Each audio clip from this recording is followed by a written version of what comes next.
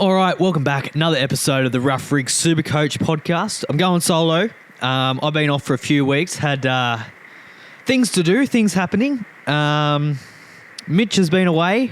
He was back last week, but he's not back this week. So back-to-back solo episodes, hence the solo drink here. So I've come prepared, fit for the occasion.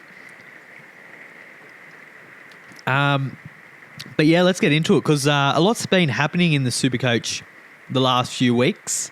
Plenty of injuries, plenty of trades that people have had to make, plenty that people probably didn't want to make, and we're running low. It's tough times here, but we're in it together. So I'm back when times get tough. You know, that's where I come out, and I'm here for you guys. So let's get into it straight away. I'll go into my scores because I've been doing all right. I've been climbing the ranks slowly, getting into that top 10,000 finally. It's been a rough old year, but into 7,150. Mitch has fallen off an absolute cliff. I guess a wedding and a honeymoon will do that to you, but yeah, he's really just free-falled. So he's almost out of contention, I think. I've well and truly overtaken him, considering the amount of shit he was talking the last few weeks about, you know, my rank and his rank and all of that. Well, you know, he's looking up. So he's got a long way to look up now. Anyway, getting into the scores, 1,299, just shy of the 1,300, that magical figure, of course.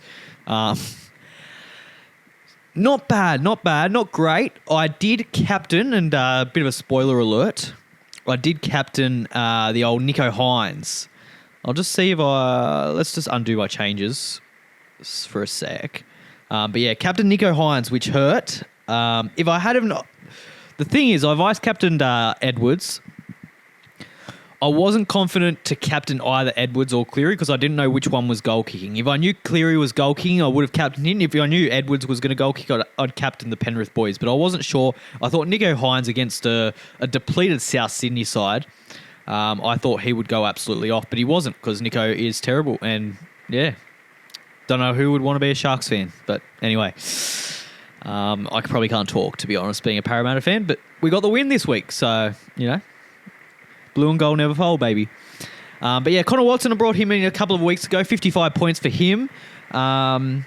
Look, if you brought in Harry Grant instead of him, you're cheering. If you brought in Blake Brayley, you're cheering. So, but Connor Watson, I'm happy enough with him. He looks good. He's, you know, solid. Riley Smith, 23. He's kind of dead to any SuperCoach really relevancy now. Sharing minutes, of course, with De Silva. So. If you've got him, he's just kind of losing money. He's an auto-emergency nightmare, but, you know, we're low on trades, and hooker is probably not the position that you want to be making trades. I would assume most people by now, they've got their one-gun hooker, and that's kind of, you just kind of stick with it now, I think. May, 74, he just keeps doing things. I brought back Haas, 60 points. I was tossing up between him and Lomax. I went with Haas. In hindsight, probably not the play. He looks pretty dead, Haas. I don't know what's going on. Obviously, he's got those back issues, but he didn't look great out there. So hopefully he's all right and he doesn't get injured because that would suck. But anyway, Katoa, a very, I guess, small score for him, 36 points. But, you know, he hasn't even looked like getting a 36 all season, so I'm not too concerned about that. I think he'll be back better than ever. Playing Parramatta this week, so he could score 300.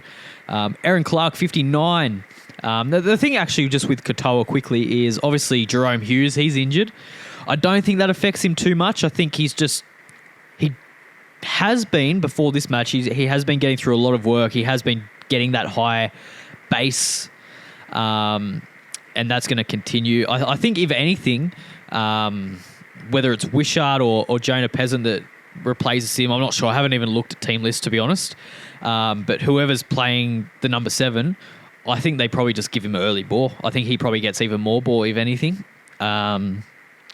without Jerome Hughes. So he may not score as many tries, but his base probably goes up a little bit. Yeah, I'm not too concerned by that. And, you know, he's such a damaging ball runner. It doesn't really matter who's inside of him. He's going to create try-scoring opportunities anyway. He's so good in the air. Like, The amount of tries he's scored off kicks, I think they're just going to, it's a recipe that's working for them and they're going to stick with it. So Aaron Clark, 59.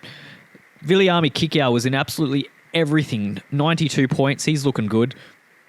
Hosking, he's looking good as well. The last few weeks, he's really turned a corner. 64 for him. Tino, I've still got. I might look at selling him this week. We'll see. Nico Hines, we talked about. Nathan Cleary, 118 from him. Got the goal kicking straight away back. So he looks good. He's a genuine captaincy shout every week from here on out. I think Jaden Campbell was outstanding. He was in everything for 115 points. 38 from Garrick, didn't do too much. Kiraz, 137. He was very, very good. Lehigh Hopewade, 39 points. Now, I don't know what to do with him, to be honest. I brought him in when he got named at fullback and Tom got named in the centres. I thought he'd do really well playing fullback, but Tom, to be honest, they're playing with two fullbacks, Manly. So Lehigh Hopewade isn't having to do everything because Tom is playing centre, but he's also playing fullback. If you watch the Manly games, he's so involved and he's playing those sweep plays either side of the ruck. And Lehigh is almost like a secondary fullback, which, it is not what I kind of imagined when I picked him up, but that's what he is. And he's kind of lost a bit of money, so it's hard to even I'd like to go him to Lomax, but I don't think I can. That's the one trade that I'm looking at this week, though. It'll be to try and get Lomax in somehow. Karapani, he's probably peaked in price now, or he has peaked in price. 36 points for him. I think a lot of people played him, obviously, against Parramatta, expecting him to score some points or score some tries. He didn't. Still scored 36 points, which is, reasonable, I guess, but you'd want more from him. He's probably someone that you probably don't play at all if you're holding him for the rest of the year. Maybe you look to sell him now before he starts losing a lot of cash. So, Greg Marju, he's done well. 70 points, but with a try. He's another candidate that I'm looking at selling. I think his base I don't know for sure. I haven't got the stats. I'll get them in front of me right now. But he doesn't look as involved with his tackle breaking as what he was at the start of the year. His base, the last few weeks, 23, 34, 22 in base. Before that little injury, it was 37, 41. His base is down. His tackle breaking is down. I'm kind of happy to sell him, I think. He just doesn't look the same. And I know at his best he can hurt you and score huge scores, but he doesn't look like that kind of player. The Knights draws hard. They've got the bye this week. And then after that is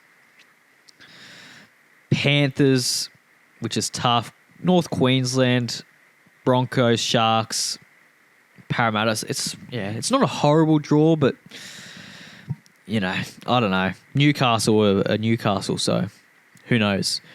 Obviously Talakai didn't play. Dylan Edwards, 85 points from him, scored a try.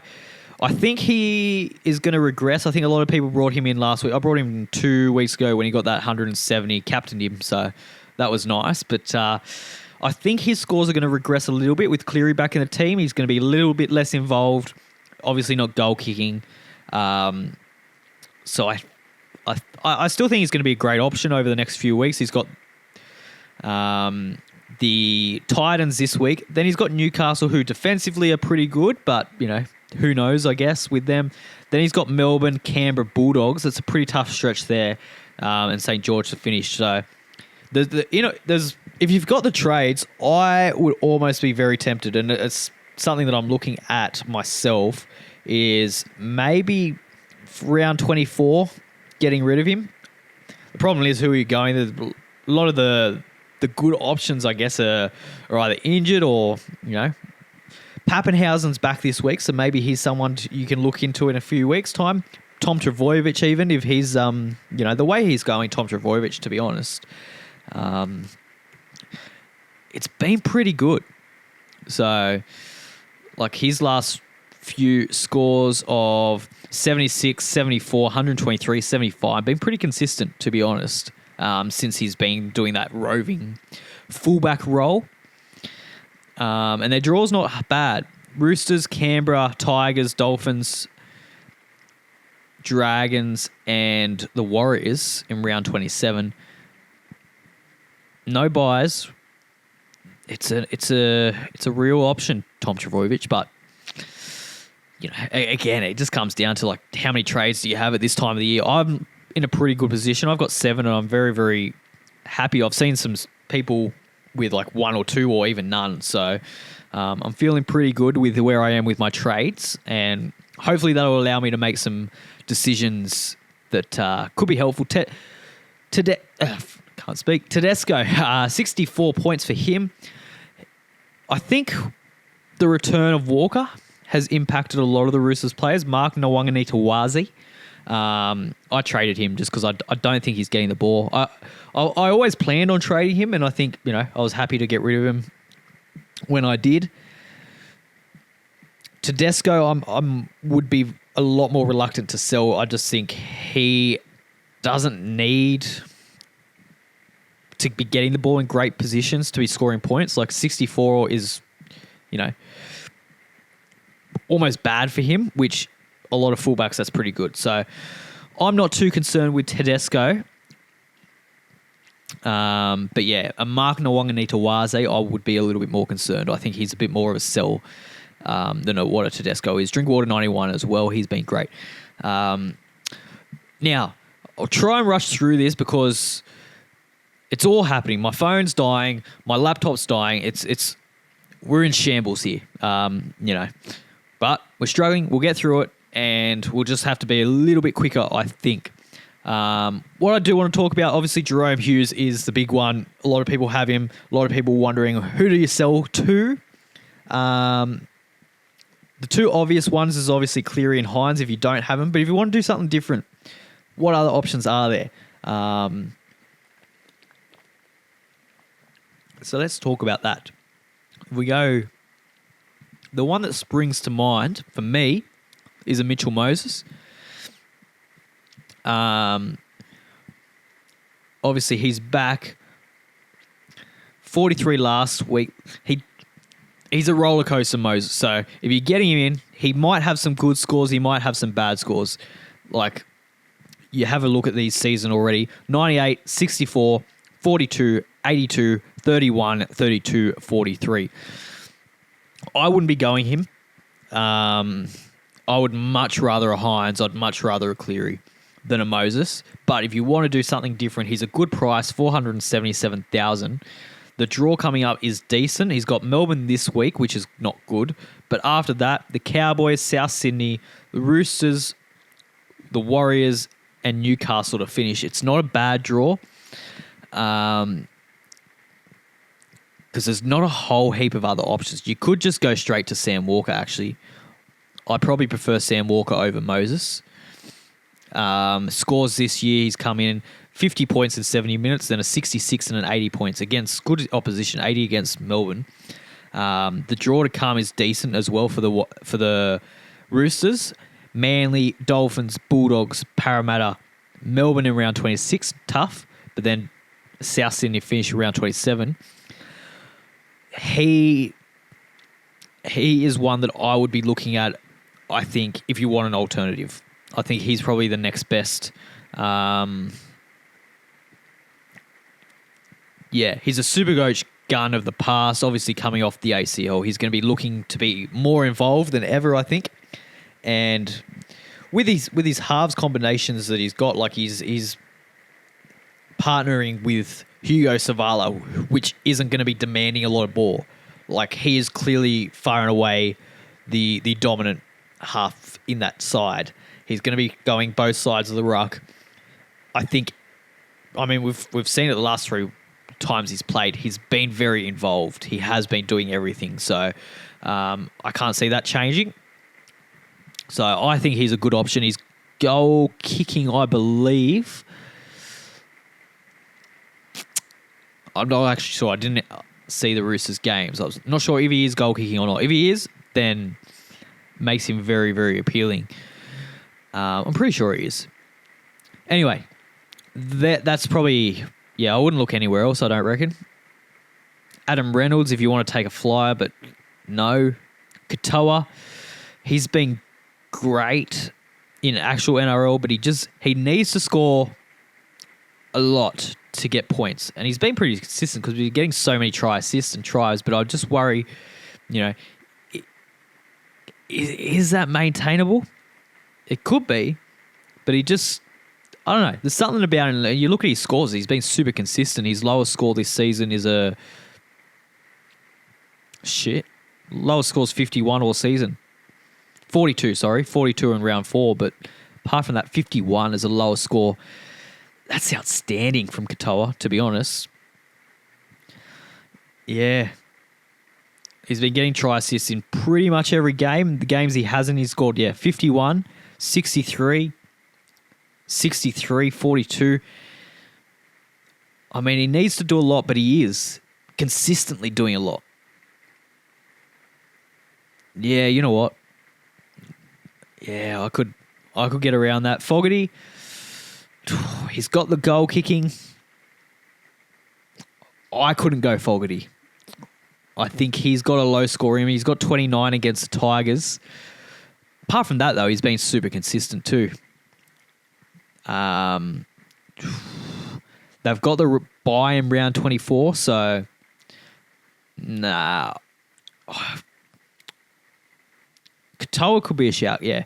I think, personally, Katoa or Walker would be my options. If you're looking for someone outside of a Hines and a Cleary, is Cleary out and out the second best option? I still think he is. Like 51 points without doing anything. Their draw coming up is still super, super good. Like next 3 weeks, Cowboys, Dragons, Gold Coast, outstanding.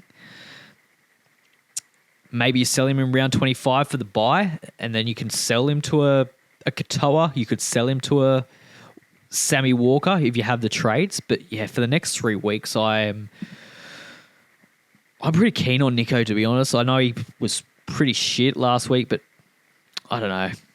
While he's still got the goal kicking, while he still has that draw, I've got a bit of faith in him.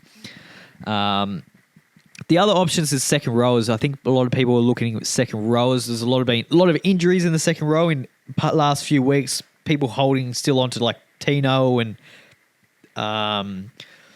Olakuatu. If you brought him in, that's rough because he's gone for the season. Kulamatangi, another one. So there's all these second rowers that are going down, and people are holding their second rowers just to see what options are out there. Hudson Young is the standout for mine, 81 on the weekend. He's been super consistent, to be honest. He's got the try-scoring ability. The draw's decent. Dragons, Manly, Penrith's tough in round 25, but then he finishes with Tigers in round 26 with nothing to play for. That could be huge. Round 27 against the Dolphins. Who knows whether he plays that, whether he gets rested or not. But, yeah, I think Hudson Young is out and out the best option if you're looking for a replacement in the second row. The other one is still Angus Crichton. I still like him. I think he's solid without being exceptional. 570K. He's a good price. He just hasn't got any big scores. He hasn't really looked that threatening, I don't think. He's not going to let you down. He's not going to get you a 30-point game. He's going to kind of be high 40s at his lowest. So he's probably, I would say, safer, maybe. Slightly safer than a Hudson Young. But Hudson Young, the way he's playing this season, I think he's got way more upside. He looks like he could score 2 or 3 tries in a game. I can't see that happening for Angus. I don't know.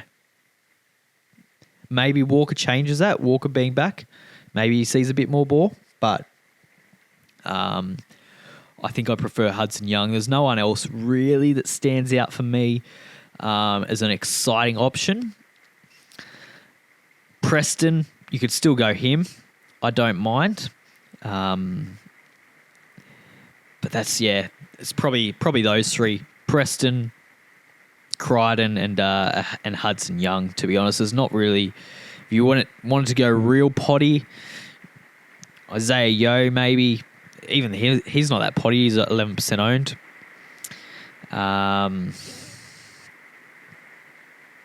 You could take a flyer on a John Bateman potentially. But yeah, that's actually the only other one is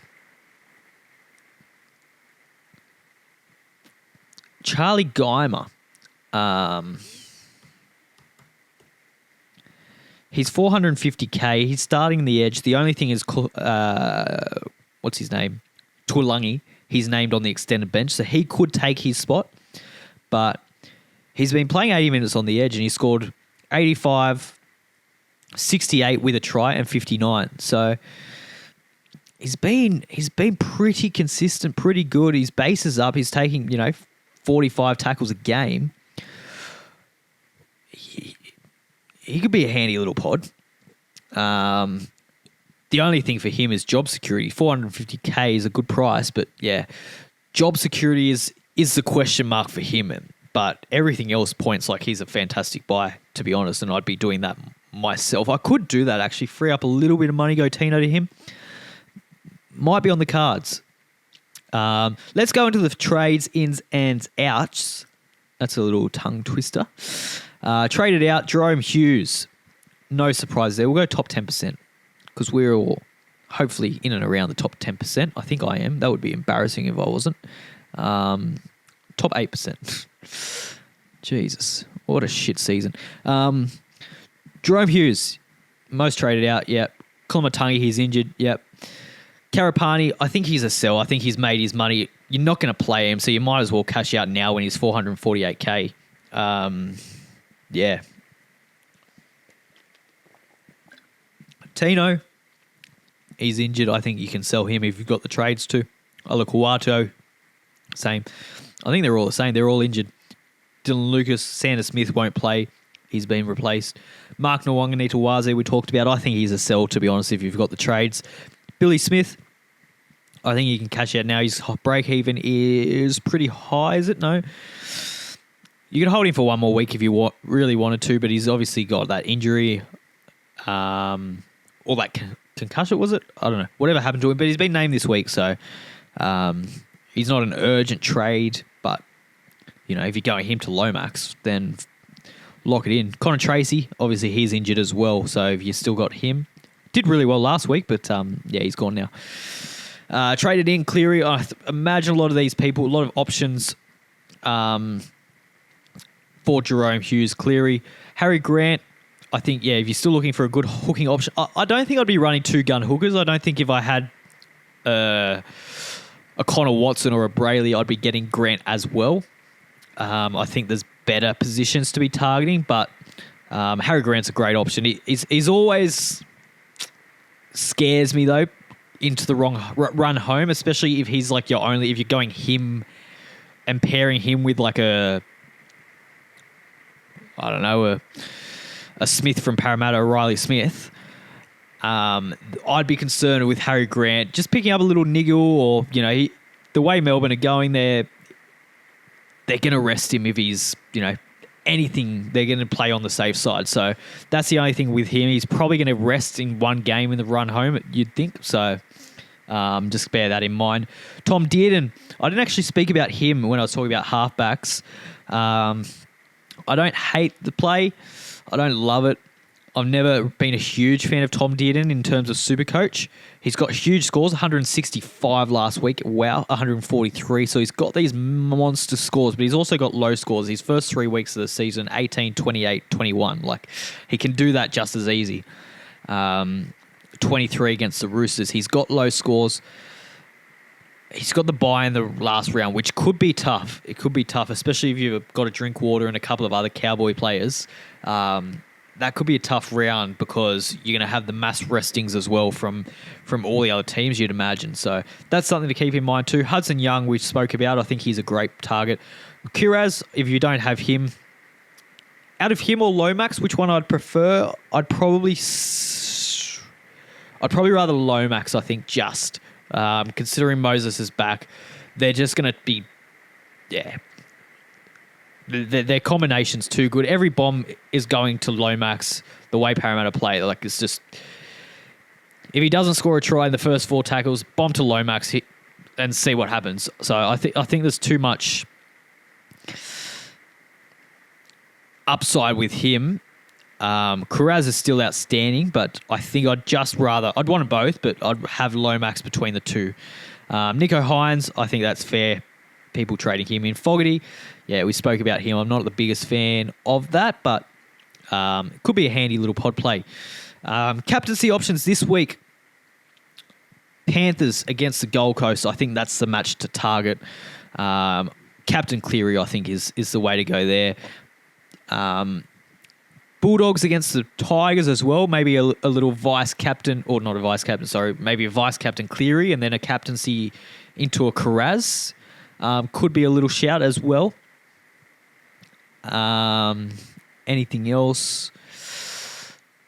If you've still got Pappenhausen, I'll tell you what, Pappenhausen against Parramatta as a vice captain could be good there. Nothing else appeals to me greatly. Tedesco against... No, I don't think so. Yeah, I wouldn't be going Tedesco this week. Yeah, I think I'd just be boring and put the captaincy on Cleary, I reckon. That's the way I'd be looking at it. Maybe a vice-captain Munster for mine, because I don't have a Pappenhausen. But yeah, that could be the way I'm looking. Or I could vice-captain Cleary and go captain Kiraz. That could be the shout as well, because he could score 7 tries against the old Tigers. But that is it. Let's look at the league very quickly before we wrap up. I don't know if my phone's dead or not. It probably is, I reckon. How are we looking?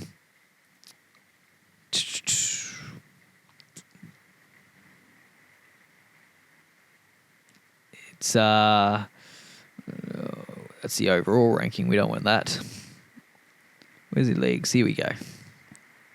Bear with me. What am I doing? Jesus Christ. Here we go. I've moved up into 16th. Wow, catch me, Mitch. But still, Shane, the unaided Cowboy 13, he is well and truly on top. It's becoming almost an unassailable lead, I reckon. Like, it's, 400 points in it from him to Jaden at number 2. So overall rank 181 for Shane. So he's doing outstanding there. Where is Marco? He's there at number 12. Big Mao, he's made his way up. He's been moving. He's been doing a lot of moving here, Mao. I like to see it. He's moved into number 13 on our leaderboard. Well done, Mao. What else? There we go at 16. Where's Mitch? Can't see him. There's a lot of scrolling here. 40. He's dropped down to 40. Jeez. An overall rank of 16,000. What has happened? He's fallen off an absolute cliff. His team's in shambles. I think he had 6 players on the last major buy. So anyway, a wedding will do that to you, I guess. So there you go. Don't get married in SuperCoach season. It would be my advice there to anyone out there. Yeah, that's it. Good luck with your teams. Any questions, send them through. We'll try and get around to them. Yeah, bit of a tough watch, this one, the old solo ep. But Mitch should be back next week. I'll be back next week, I think. Hope so. Just been, running errands, as they say. But that'll do. See you later. Goodbye. Go the Eels.